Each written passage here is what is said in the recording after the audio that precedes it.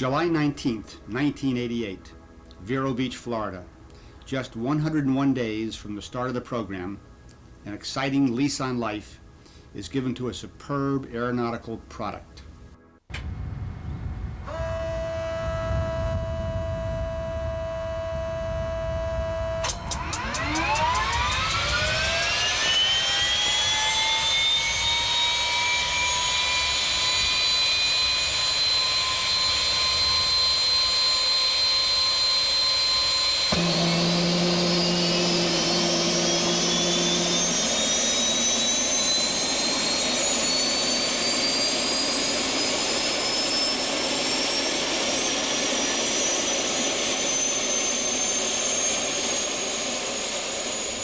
Here is a highly modified Swift, a classic design whose shape was influenced by World War II fighters.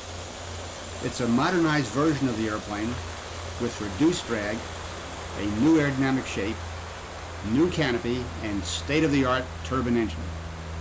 This airplane is beautiful, it's nimble, it has high performance. The airplane is an absolute delight to fly. It looks like the combination of two other famous airplanes, one a Curtiss P-40 and a British Spitfire. You just can't help but feel like Top Gun when you're in command. A maximum rate of climb of over 5,000 feet a minute, a maximum speed of 345 miles an hour, 6 G's positive and 3 negative.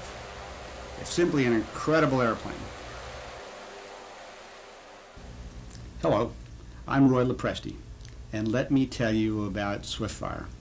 In December of 1987, Stuart Millar and I got together and formed Lopresti Piper Aircraft Engineering Company.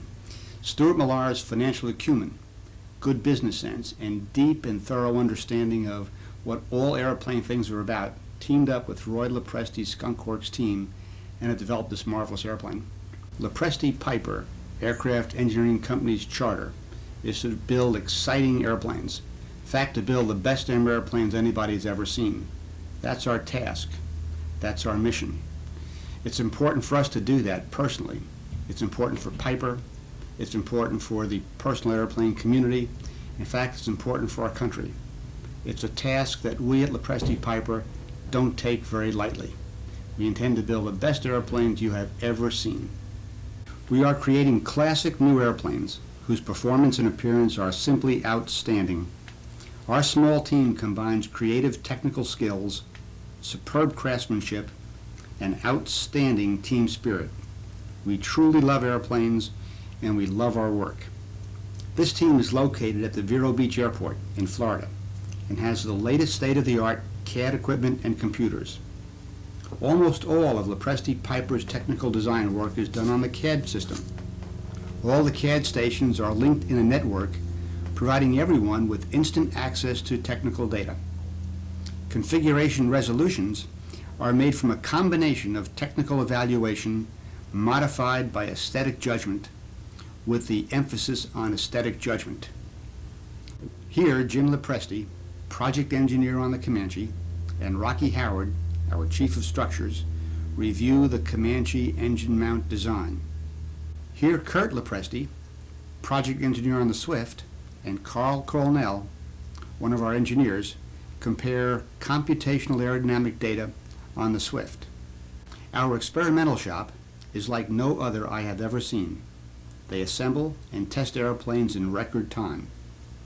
This shop team is made up of craftsmen who truly care about what they are doing and turn out pieces and parts and assemblies very quickly. Our experimental shop is run by Jack Jansen and supports flight testing around the clock if necessary to help assure that development time is compressed. Often when I come back from a test hop, I feel like I'm making a pit stop at Indy. The airplane is usually up on jacks before the pilot even gets out of the cockpit. Controlling the schedule and taking care of the inevitable glitches is David Lopresti, our administrator and program manager, shown here talking over the day's problems with Jack Jansen. Tooling and manufacturing of newly designed parts for the future Comanche is now 90% complete. It has been my observation that all great airplanes share some common traits. They've all been beautiful, they've all been fast, and they've all been nurtured by a very special team of people. Going back to the late 1920s, Sir Reginald Mitchell and his team developed a very fast airplane called the Supermarine Raceplane. It was designed for the Snyder Cup seaplane races. The plane was and is absolutely gorgeous. It was fast, 340 miles an hour. That team, the Reginald Mitchell team, went on to develop a very famous airplane called the Spitfire. The Spitfire helped save Britain during World War II. The Spit was a milestone airplane. It is beautiful and it is fast. In my opinion, there is absolutely no reason for any airplane to be conceived that is not fast and isn't gorgeous. Now let's go fly a fast and beautiful airplane, the SwiftFIRE.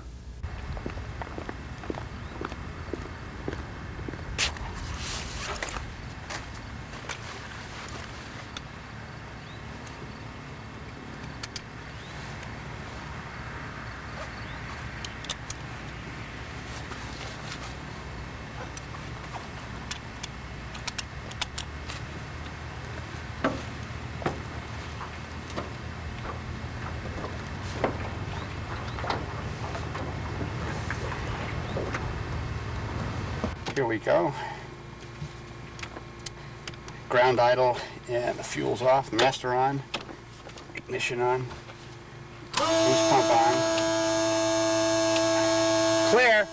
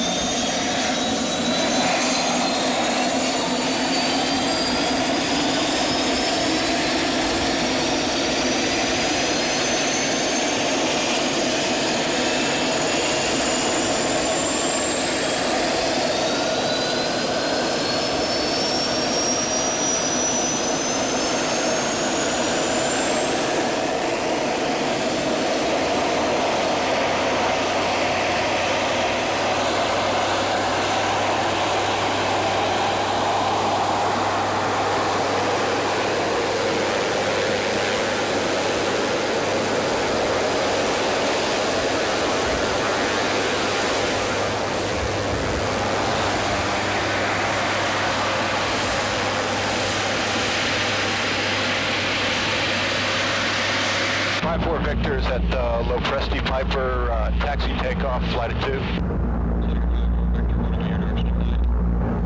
North. No, I need the long one.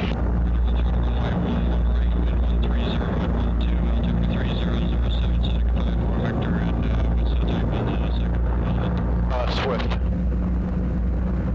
All great airplanes are truly technical pieces of art.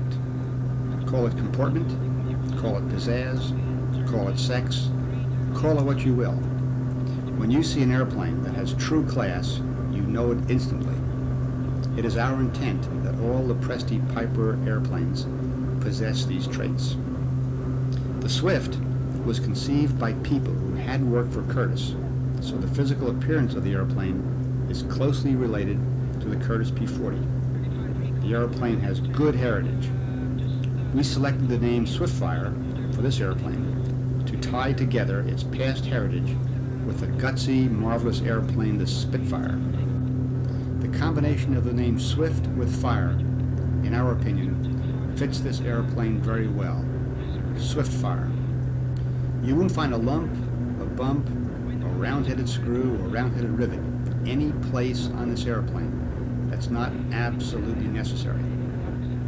The large spinner flows directly into a smooth cowl with the air inlet integrated with the exhaust, so there are no lumpy exhaust stacks hanging out in the breeze. The induction and exhaust was integrated very skillfully. The airplane has smooth skin all around, retractable and fully enclosed main gear, retractable tail wheel. The latest in computational aerodynamics was used to reshape and reconfigure this fundamental airplane. The resulting airplane is slick, it's slippery, it's sexy, and and it flies exactly the way it looks. It is one beautiful and one very fast airplane. At Lopresti Piper, speed is always important. When you fly this airplane, you don't feel like a fighter pilot, you are one.